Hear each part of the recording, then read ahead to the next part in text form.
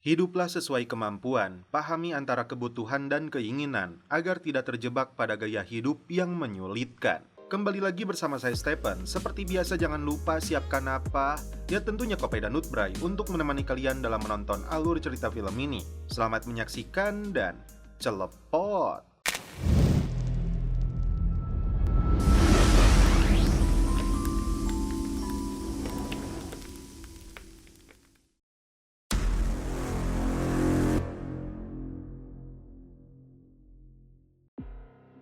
Film dibuka dengan ditampilkannya aktor utama dalam film ini yang bernama Sujiro Saga, seorang pendekar samurai Jepang yang terlibat dalam perang saudara. Saga berhasil menghabisi musuh terakhirnya lalu menyebut perang telah berakhir. Di luar dugaan, ini yang terjadi.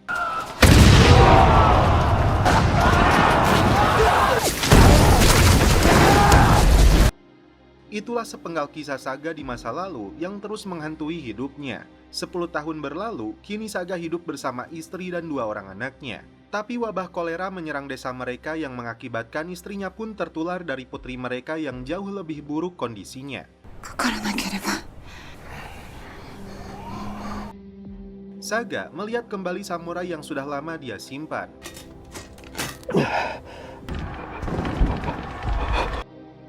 Meskipun sudah 10 tahun sejak perang Boshin berlalu, tapi pemerintahan yang baru tidak memberikan kesejahteraan bagi rakyat Jepang.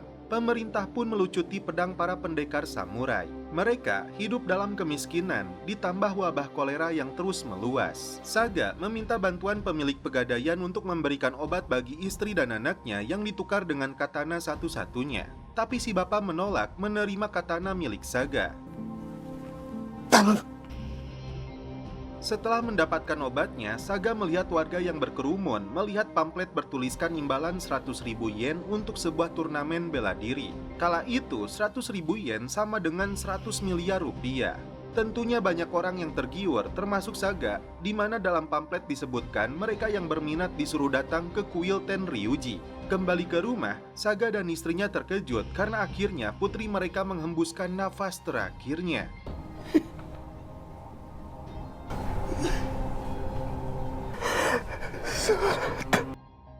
Kini, Saga harus memastikan istri dan anak bungsunya bisa keluar dari kemiskinan dan kelaparan. Saga lalu memberitahu istrinya bahwa dia akan kembali menghunuskan pedangnya demi memenangkan hadiah 100.000 yen. Saga berjanji dengan uang tersebut, dia bisa menyelamatkan keluarga termasuk warga desanya.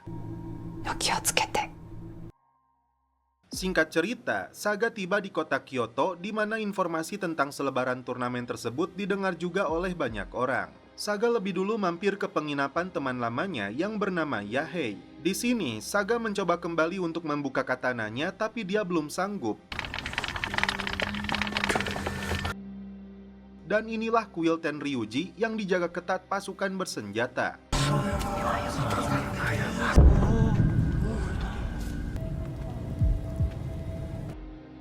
Ratusan pendekar samurai sudah berada di dalam, seperti halnya Saga. Mereka pun tertarik dengan hadiah yang bernilai 100.000 yen.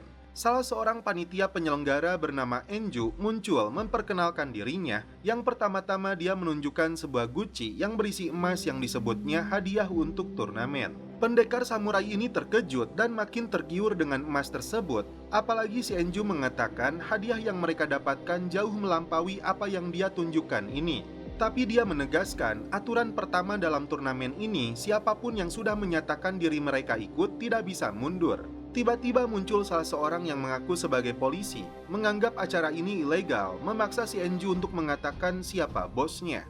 Karena Enju menolak, polisi ini mengancam akan menebasnya. Namun, ini yang terjadi. Setelah Enju menghitung mundur sampai angka 1, tidak ada satupun pendekar yang mundur dalam turnamen ini. Dia menunjukkan sebuah peta dan menyebut turnamen ini bernama Kodoku. Masing-masing dari peserta ini diberi sebuah pengenal atau plakat kayu dan mereka akan bergerak dari kuil ini menuju Tokyo. Tapi untuk menuju ke sana, mereka akan melintasi beberapa provinsi dengan kurang lebih melewati 7 pos pemeriksaan. Untuk bisa melewati setiap pos pemeriksaan, mereka harus mendapatkan poin. Mereka dilarang untuk membicarakan tentang permainan ini kepada siapapun. Karena dilarang mundur dari permainan ini, Enzo menegaskan kepada para peserta turnamen ini tidak boleh melepaskan tanda kayu yang mereka terima. Jika terlepas dalam waktu 10 hitungan saja, mereka akan langsung dihabisi dan contohnya seperti ini. Ratusan pendekar samurai terkejut karena bukan pertarungan biasa, tapi mereka harus mempertaruhkan nyawa. Tercatat ada 292 pendekar yang hadir di kuil ini. Tanda kayu yang mereka terima itu artinya mereka memiliki 1 poin, dan untuk bisa keluar dari kuil ini, setidaknya mereka harus memiliki 2 poin. Dan itu artinya mereka harus membunuh setidaknya 1 pendekar lainnya agar bisa mendapatkan 2 poin. Enju pun memberitahu jika mereka ingin melewati pos terakhir sebelum menuju Tokyo, mereka harus mendapatkan setidaknya 30 poin dan itu sama dengan membunuh 30 pendekar lainnya. Tidak ada pilihan, di satu sisi mereka tergiur dengan imbalan tersebut, tapi di sisi lain mereka pun harus bertahan hidup dari hukuman panitia ataupun dari peserta lainnya. Yang mengejutkan, Saga melihat salah satu pendekar yang hadir di kuil ini ternyata bocah perempuan.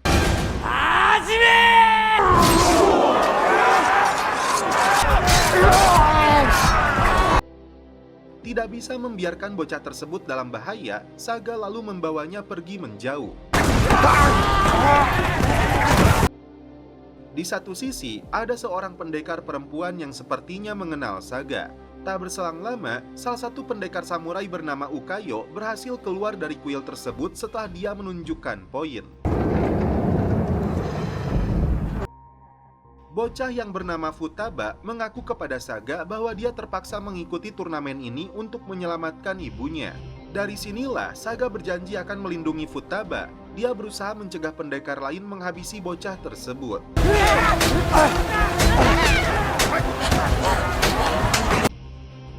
Naik ke atas menara, mereka kembali terjatuh.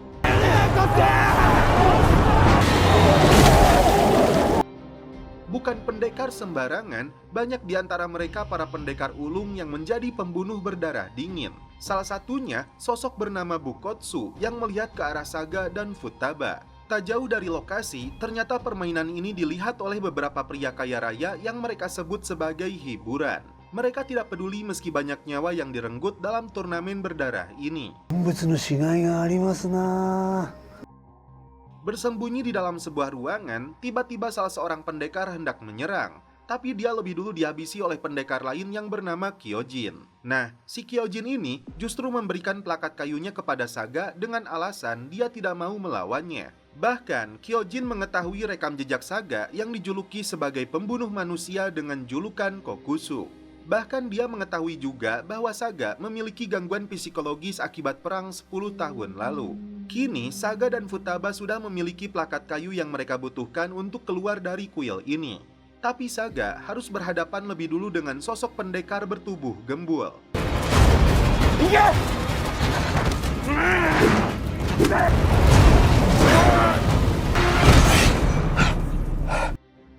Sampai detik ini, Saga belum berani mengeluarkan katananya.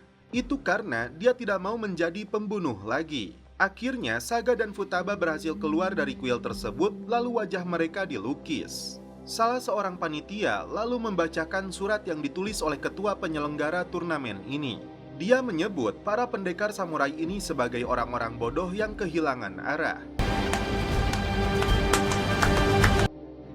Dan tiba-tiba, Saga kembali dicegat oleh Bokutsu, si pembantai liar yang dia kenal 10 tahun yang lalu.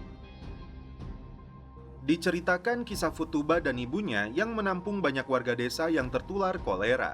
Setelah ayahnya pergi, ibunya Futaba memilih untuk terus berdoa dan melakukan ritual berharap wabah kolera segera berakhir. Tiba-tiba, ibunya Futaba jatuh pingsan saat hendak mempersiapkan makan malam. Bokutsu sampai membantai para pendekar lain hanya demi mengejar Saga. Meski sudah terdesak, Saga masih saja tidak berani menghunuskan pedangnya. Bokutsu menyebut pemerintah Jepang telah memanfaatkan mereka dan para pendekar samurai untuk perang dan setelah itu senjata mereka dilucuti. Tak punya pilihan, Saga pun akhirnya mengeluarkan samurainya untuk menghadapi Bokutsu.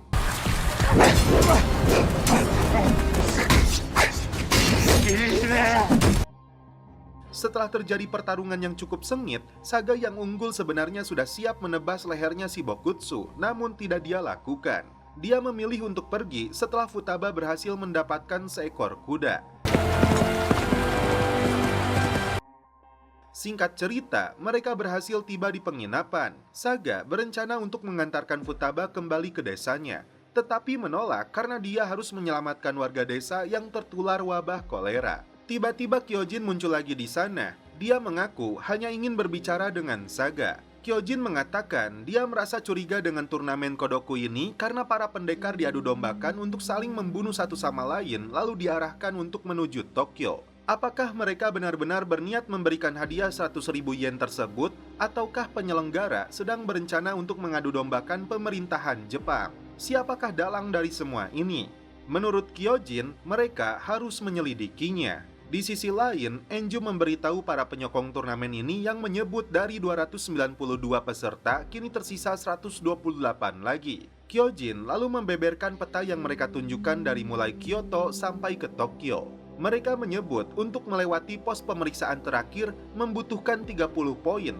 Itu artinya dari 292 peserta yang mendaftarkan diri, itu artinya bisa lebih dari satu orang yang bisa lolos ke Tokyo, atau maksimal 9 pendekar. Kyojin memilih Saga karena menilainya dia pendekar yang berbeda, karena itu mengajaknya untuk bersekutu. Tapi jika Saga berani berkhianat, Kyojin mengancam akan membunuh Futaba. Ketika ibunya jatuh sakit akibat wabah kolera, Futaba sampai mengemis untuk mendapatkan uang. Dari sanalah dia tidak sengaja menemukan selebaran tentang turnamen Kodoku ini. Futaba lalu memberikan kepada Saga alasan dia mengikuti turnamen ini. Karena itu dia berharap Saga mau membantunya, meski pada akhirnya Saga harus membunuhnya. Dan Saga sendiri mengaku ikut dalam turnamen ini untuk menyelamatkan keluarganya. Shin berpindah ke Kementerian Dalam Negeri Tokyo. Di saat menteri sedang melakukan rapat, seorang jenderal polisi bernama Kawaji memberikan laporan terkait dengan selebaran hadiah 100.000 yen untuk turnamen pertarungan para samurai. Dia mengatakan para pendekar itu berkumpul di kuil Tenryuki, lalu staf menteri pun bertanya apakah para pendekar atau julukan untuk Shizuka sedang merencanakan pemberontakan. Inilah yang tidak bisa dijawab oleh Jenderal Kawaji. Menteri pun menugaskan Kawaji untuk menyelidiki kasus ini karena dia tidak mau perang saudara kembali pecah. Datang ke sebuah desa, Bukotsu tidak segan-segan membunuh warga sipil hanya untuk menemukan keberadaan Saga. Tapi tindakannya dicegah oleh pendekar Ukiyo yang dijuluki sebagai pelindungnya bangsawan istana. Alhasil, pertarungan antara dua pendekar pun kembali terjadi.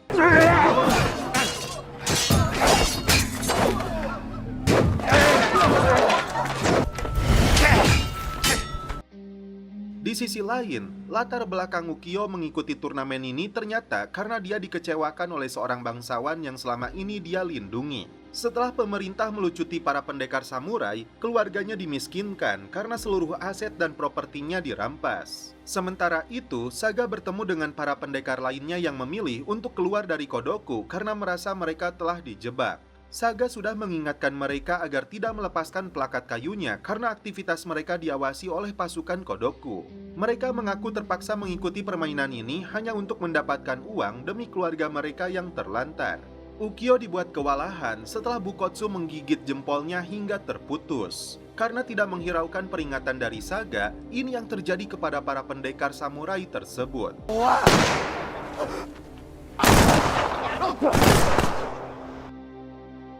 Sungguh memilukan karena Saga kembali mengingat kisah masa lalunya dalam perang Boshin.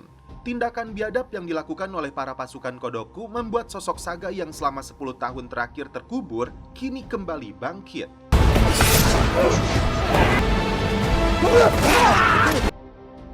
Dan inilah kemampuan Saga yang sebenarnya. Dalam hitungan detik mereka semua dibantai habis. Di atas Bukit Sakura dan pasukan lainnya yang melihat kehebatan Saga memilih untuk melaporkan kepada bos mereka. Sakura yang memiliki bekas luka di wajahnya menyebut Kakusa si pembunuh manusia kini kembali bangkit dan sementara itu Bokutsu kembali melanjutkan perjalanannya. Bokutsu melemparkan potongan kepalanya Ukiyo setelah berhasil menghabisinya. Kisah masa muda Saga terungkap di sini ketika dia dan teman-teman seperguruannya sedang berlatih di sebuah perguruan silat yang berada di atas pegunungan. Di antara mereka, ada satu-satunya pendekar perempuan bernama Iroha. Rupanya, selain Saga, ada teman seperguruannya yang satu level dengannya, dia bernama Shikura.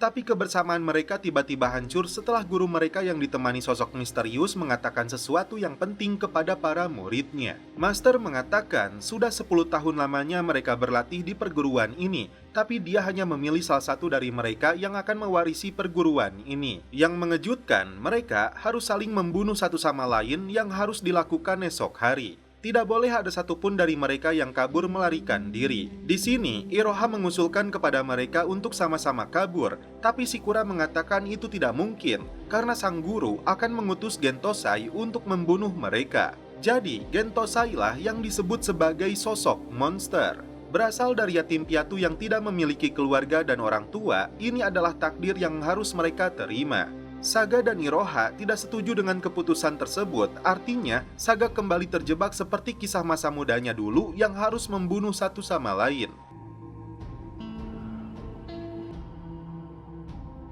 Bukan hanya sebatas hiburan, ternyata mereka mempertaruhkan uang dalam turnamen ini.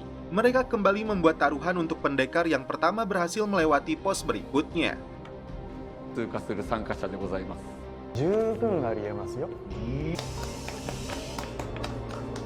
Saga dan Futaba dicegat dua pendekar samurai yang ingin merampas plakat kayu milik mereka, dan inilah Futaba. Saga kembali beraksi untuk melindungi Futaba hingga terperosok ke dalam jurang.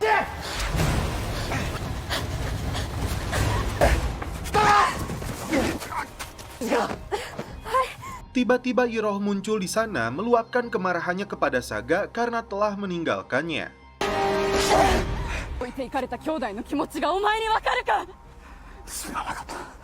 Tapi amarah Iroh harus ditunda karena mereka harus berhadapan dengan para pendekar lainnya yang mengancam ketiganya.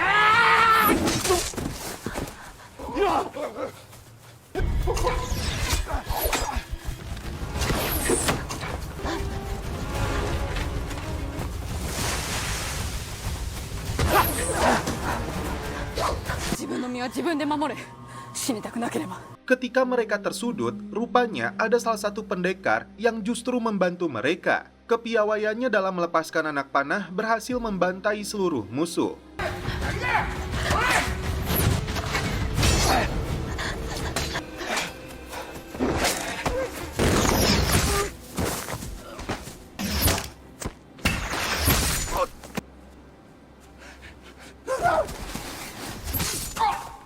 Pendekar ini bernama Kamukocha yang mengatakan dalam tradisinya untuk melindungi anak-anak. Saga pun mengenal pendekar seperti Kamukocha yang berasal dari Hokkaido. Dari sinilah dia yakin bahwa selebaran itu sampai ke tempat pelosok sekalipun. Saga lalu mengambil plakat kayu milik pendekar yang sudah tewas. Meski masih menaruh kekecewaan kepada Saga, tapi Iroh memutuskan untuk ikut dengannya karena masih ada sesuatu yang harus dilakukan oleh teman seperguruannya ini. Wakatta. Kembali ke Kemendagri, Jenderal Kawaji melaporkan bahwa para samurai atau Shijoku itu berkumpul di kuil, lalu informasi yang dia dapatkan mereka sudah mulai bergerak dengan senjata dan senapan untuk menuju Tokyo. Dia menyebut para pendekar samurai itu dituduhnya sedang merencanakan pemberontakan sipil, tapi Menteri Okubo tidak percaya begitu saja. Terasa aneh jika mereka berniat memberontak, tapi mereka saling membunuh satu sama lain. Sedangkan asisten Okubo yang bernama Maijima ditugaskan untuk mengecek semua telegram yang masuk dari bulan lalu. Shin berpindah ke kota Seiki. Disinilah pos ketiga berada. Saga dan Futaba beserta Iroh memperlihatkan plakat kayu yang mereka dapatkan sebagai syarat untuk melewati pos berikutnya. Ditanya tentang tujuan permainan ini dan siapakah mereka sebenarnya, petugas ini memilih untuk bungkam. Dia hanya menyebut Saga sudah mengetahui dengan istilah tiga serangga.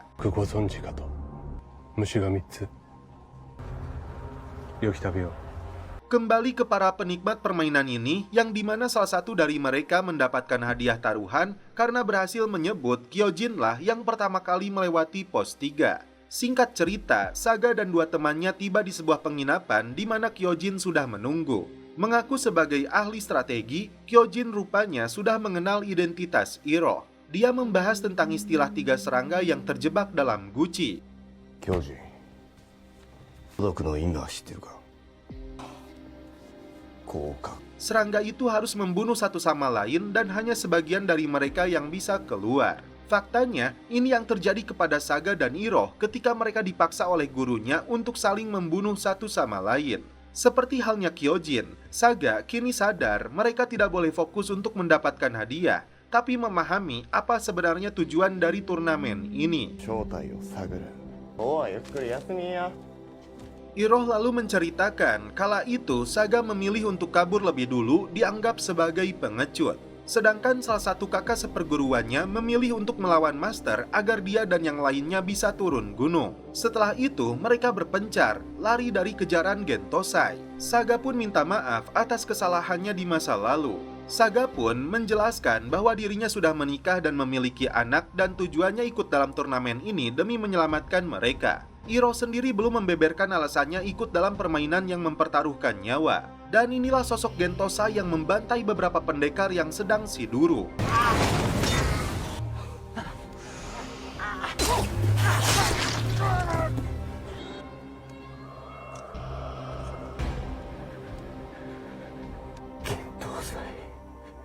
Kembali ke Tokyo, Jenderal Kawaji melaporkan kepada menteri bahwa ratusan senjata diselundupkan dari Inggris ke Yokohama. Dia menyebut dalang dari semua ini adalah 4 besar Zaibatsu. Siapakah mereka? 四大財閥です。 Iroh menceritakan kembali kisah masa lalunya setelah dia kabur dari perguruan untuk bertahan hidup. Iroh harus mengikuti perintah tuannya yang menyelamatkan dia dari jalanan dengan menjadi akrobatik yang menunjukkan skillnya dalam melempar pisau. Tak aneh jika Iroh sering dilecehkan oleh para lelaki irung ngulang. Oh, Saat itulah dia bertemu dengan salah satu teman seperguruannya, dia bernama Iki yang kini berprofesi sebagai penarik beca untuk menghidupi anak dan istrinya. Dia mengatakan 2 teman mereka telah dibunuh oleh Gentosai dan kini Gentosai sedang memburu mereka yang masih hidup. Karena itu, dia mengajak Iroh untuk bertindak sebelum Gentosai lebih dulu membunuh mereka. Dia juga menyebut 2 temannya yang bernama Shikura dan Jinroku kini menjadi tentara Jepang. Disinilah dia menunjukkan selebaran tentang turnamen untuk memancing Gentosai muncul dan menghabisinya. Jadi, misi mereka berdua berbeda dengan pendekar-pendekar lainnya yang ingin mendapatkan imbalan uang. Kembali ke Kyojin yang berencana melakukan 2 eksperimen penyelidikan tentang Kodoku. Yang pertama, dia berniat menyerahkan salah satu peserta dengan plakat kayunya kepada polisi. Tujuannya untuk mengetahui apakah penyelenggara Kodoku akan tetap membunuh peserta itu meskipun dia berada di tahanan atau tidak. Ini dilakukan untuk mengetahui seberapa besar pengaruh penyelenggara terhadap kekuasaan polisi ataukah polisi memang terlibat dalam turnamen ini. Yang kedua, mereka harus mencari tahu kemana mayat-mayat para peserta turnamen ini menghilang. Dengan begitu, mereka bisa mengetahui siapakah dalang dari permainan ini. 参加者を監視しとんのは知っとんの？俺らが孤独に監視されとる。どっかに運んどるんやろな。 Tim lalu bergerak untuk mencarikan kandidat yang akan ditumbalkan kepada polisi. Kembali ke Menteri Dalam Negeri yang penasaran kenapa kelompok Zaibatsu bisa memperoleh lebih dari 100 senapan, lalu mempergunakan para pendekar samurai untuk saling membunuh satu sama lain. Padahal mereka menghasilkan uang melalui pemerintah. Apakah mereka dendam terhadap para Shizoku? Saat itu juga Menteri Oboku menugaskan Jenderal Kawaji untuk menyeret mereka. 早急に探し出せ。は、河内。はっ。この者たちをここへ連れてこい。 Singkat cerita, Saga dan timnya tiba di desa Kawaka yang berada di tepi pantai. Di dalam restoran seafood tersebut, tim melihat beberapa pendekar yang menyembunyikan plakat kayu mereka. Rupanya, si pria yang menggunakan kostum Chaplin ini sengaja menjebak para peserta di dalam kedai ini. Dia sudah memiliki puluhan preman bersenjata untuk merampas plakat kayu, padahal aturannya dilarang memberitahu orang lain tentang turnamen ini. Singkat cerita, Saga dan timnya langsung menghadapi mereka, sementara itu Bokutsai sendiri sedang mencari keberadaan Saga.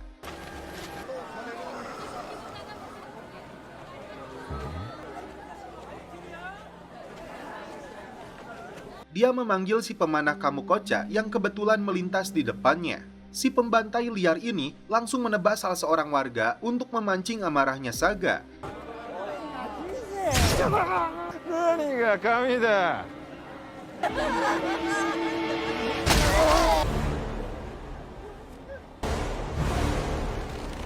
遊ぼうか。Dan timnya pun membantai para preman yang dibayar oleh si Chaplin.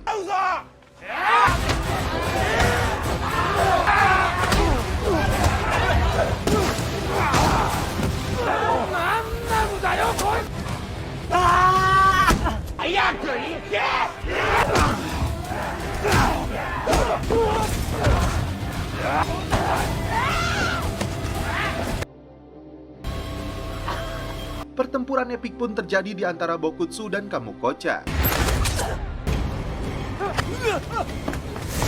Namun tiba-tiba pasukan Kodoku muncul untuk menghentikan keduanya. 脱落は今日襲う。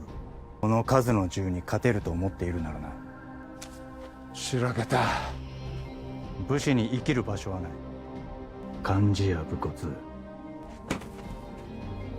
Saga dan timnya menyandra si Chaplin termasuk seorang pemuda yang mengaku tidak pernah membunuh. に殺されるか警察が兄ちゃんは悪いけどここで脱落や。 Dia beralasan mengikuti turnamen untuk membantu keluarganya yang jatuh miskin.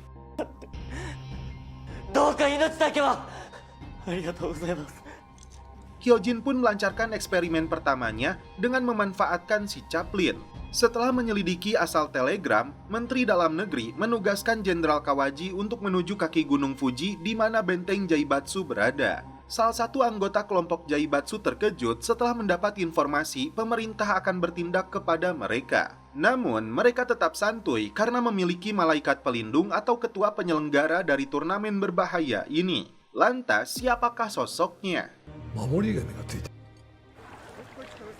Hyojin menyamar jadi polisi untuk menjebloskan si Chaplin ke dalam sel penjara dengan tuduhan dialah yang menjadi dalang pembantaian di restoran seafood.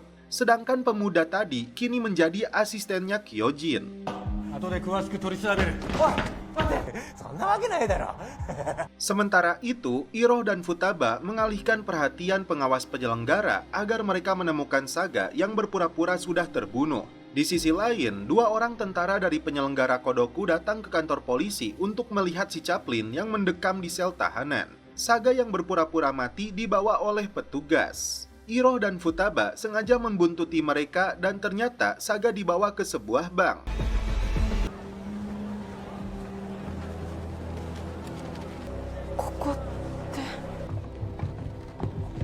Saga ditempatkan dengan tumpukan mayat lainnya. Saga lalu bangun dan melumpuhkan si petugas di sana.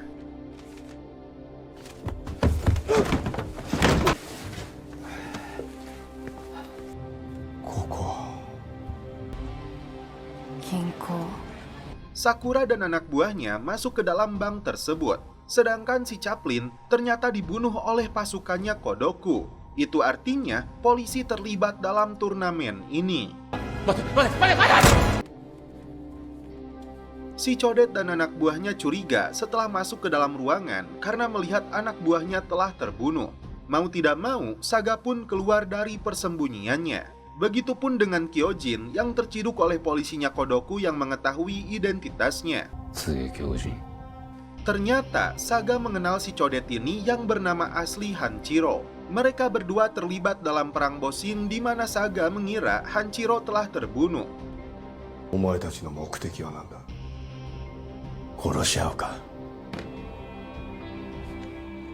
Sementara itu, Jenderal Wakaji tiba di markasnya Jaibatsu. Di waktu yang sama, Menteri mendapat informasi dari tangan kanannya bahwa telegram yang ditelusuri itu berakhir di Biro Kepolisian Dalam Negeri. Dan itu artinya mereka sadar bahwa Jenderal Wakaji terlibat. Faktanya, Kawajilah dalang dari turnamen berbahaya ini. Belum jelas apa misi dan tujuan Kawaji. Dia hanya menyebut misi ini sebuah tugas besar bagi mereka untuk negara ini.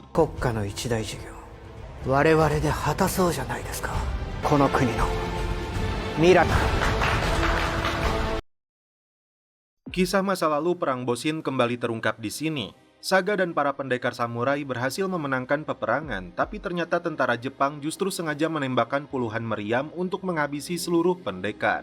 Mau musuh ataupun sekutu, mereka dianggap sebagai orang-orang bodoh yang tidak layak hidup di zaman baru.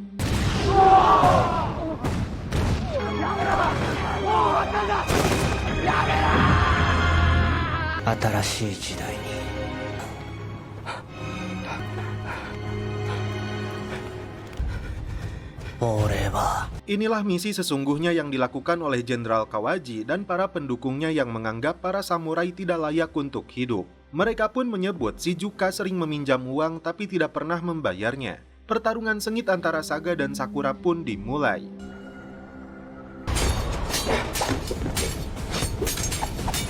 Begitupun dengan Kyojin yang harus menghadapi dua polisi yang menjadi anteknya Kodoku.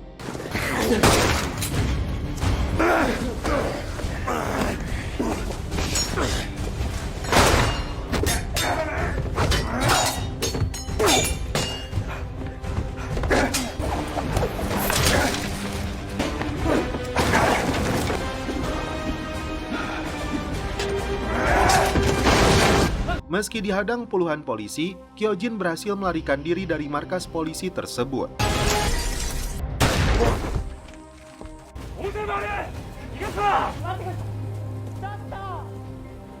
Terungkap dalam sebuah foto, Menteri Oboku melihat para pendekar samurai yang saat itu mendukung pemerintah. Dua diantaranya adalah Sakura dan Saga. Inilah yang menyebabkan Sakura sangat lihai dalam menghunuskan pedang. Alhasil, pertarungan di antara dua pendekar ini berlangsung epik. Tiba-tiba muncul Iroh melemparkan bom asap agar Saga bisa keluar dari ruangan tersebut.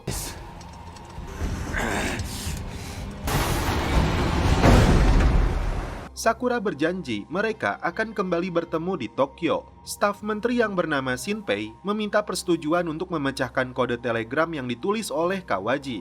Menteri curiga dia terlibat dalam persekongkolan dengan para elit untuk menumpas para pendekar samurai.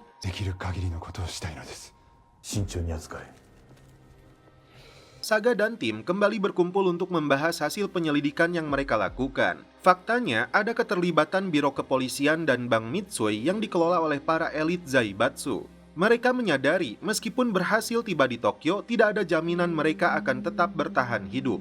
Bukan sebatas turnamen biasa, tapi ada misi terselubung untuk menumpas para pendekar samurai, bahkan melebihi itu. Kini peluang ada di tangan Saga karena dia pernah berhubungan dengan para elit pemerintah dan tentara Jepang untuk memahami apa yang sebenarnya terjadi. Siapa saja yang terlibat di atas sana. Singkat cerita, Saga memutuskan untuk datang ke kios telegram untuk mengirim pesan rahasia ke Kementerian Dalam Negeri. Alhasil, salah satu anak buah Maejimi mendapat pesan tersebut. Saga lalu berkomunikasi langsung dengan ajudan terdekat menteri ini bahwa dia terlibat dalam turnamen di kuil Tenryuki. Tapi karena ada anak-anak yang terlibat, Saga meminta bantuan untuk melindunginya. Saga mengatakan ada keterlibatan polisi dalam kasus ini, tapi dia tidak bisa membeberkannya lebih detail. Mereka sepakat untuk bertemu di Ozaki dalam 3 hari ke depan. Maejimi segera melaporkan komunikasinya dengan Saga kepada Menteri Obuku. Ditambah lagi, dia mendapat informasi bahwa 150 polisi melakukan pelatihan rahasia tanpa sepengetahuan mereka. Tiba di kota, Saga dan tim kembali melanjutkan perjalanan untuk menuju kota Chiryu. Untuk bisa melanjutkan turnamen, minimal harus memiliki 5 poin. Ternyata, Sayama tidak memiliki poin yang cukup. Tapi Futaba tidak rela membiarkan pemuda itu terlantar dan terbunuh karena poinnya yang kurang. Akhirnya, mereka berinisiatif untuk memberikan poin lebih kepada Sayama agar bisa melewati pos pemeriksaan.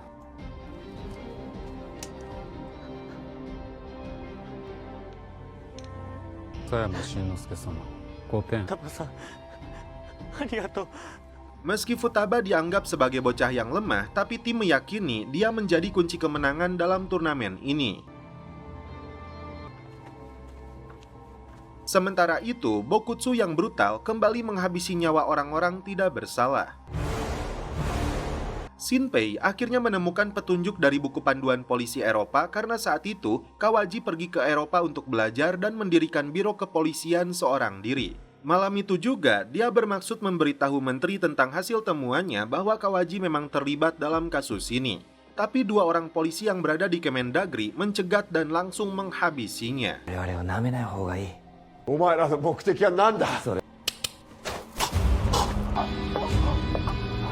Di dalam hutan, Kyojin bertemu dengan Sakura dan temannya yang seperguruan dengan Saga dan Iroh. Tidak ada alasan untuk bertarung, Kyojin memberitahu tentang masalah yang sedang mereka hadapi. Disinilah si monster pembunuh Gentosai melihat keberadaan Iroh.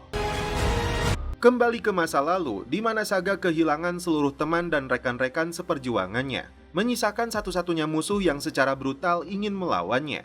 Padahal Saga sudah menganggap perang sudah berakhir, tapi Bokutsu tetap ngotot untuk melawannya. Dalam pertarungan tersebut, Saga tidak mau membunuhnya. 少しはやる気になったが殺せよもう終わったんだ Setelah itu, Bokutsu dijebloskan ke dalam penjara. Singkat cerita, Bokutsu kembali dilepaskan untuk memenuhi janjinya yang akan terus memburu Saga. Bokutsu sengaja dilepaskan oleh Sakura untuk memburu Saga melalui turnamen Kodoku.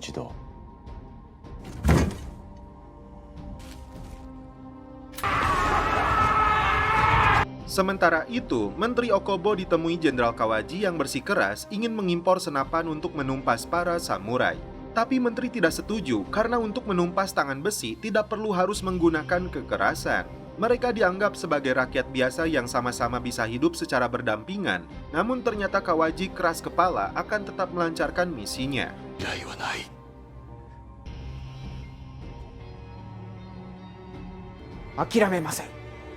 Malam itu, Saga dan timnya menghabiskan waktu di pasar malam. Futaba pun terlihat senang, sedangkan Iroh nampak cemburu karena Saga sudah memiliki anak dan istri tidak seperti dirinya yang masih jomblo. Tiba-tiba Iroh terkejut setelah melihat kemunculan Gentosai.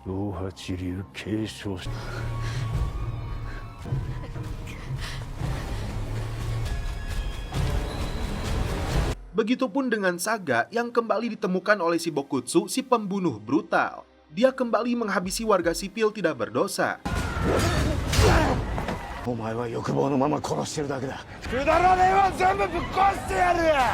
Bahkan menyandera Futaba agar Saga mau meladeninya.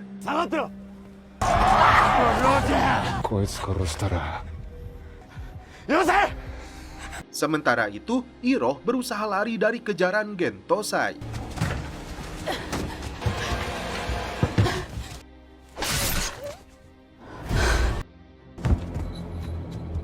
Kali ini, Saga habis kesabarannya dan benar-benar harus menghabisi Bokutsu yang 10 tahun lalu dia ampuni. 刀取り上げられてどうだった？幸せだったさ。じゃあなぜここにしか自分を証明できねえ？武士の時代は終わった。Iroh berusaha sekuat tenaga untuk menghadapi monster ini, tapi dia terlalu kuat dan untungnya dua teman seperguruannya muncul untuk membantunya.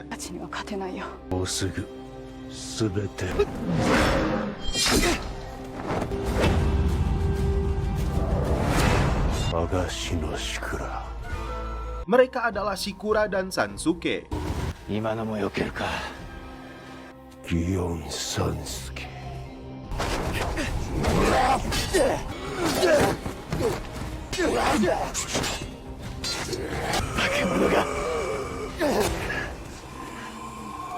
Shikura menyuruh Iroh dan Sansuke untuk kabur lebih dulu.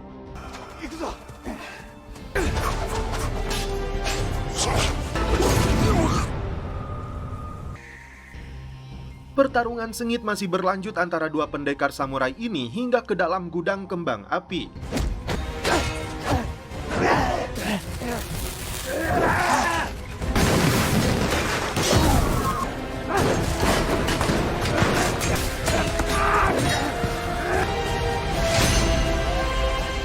Setelah terjadi ledakan hebat, keduanya keluar dalam posisi terbakar hidup-hidup.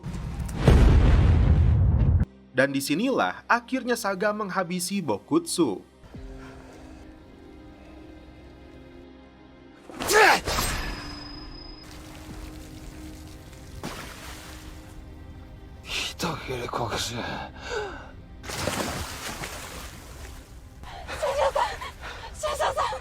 Kematian Bokutsu masuk ke telinga Kawaji dan antek-anteknya. Ini bagian dari rencana mereka untuk membinasakan para Shizuka. Dan di sini Kawaji punya rencana lain yang tidak dia ungkapkan. Rencananya dia akan melakukan pertemuan dengan Menteri Okubo. Di sisi lain, menteri mendapat laporan hilangnya Shinpei. 新平とはまだ連絡が取れないのか。警察に捜索を頼みましょうか。 Di tengah perjalanan, kereta yang membawa menteri ini dihentikan oleh Sakura yang ternyata diutus oleh Kawaji untuk membunuhnya. さようなら。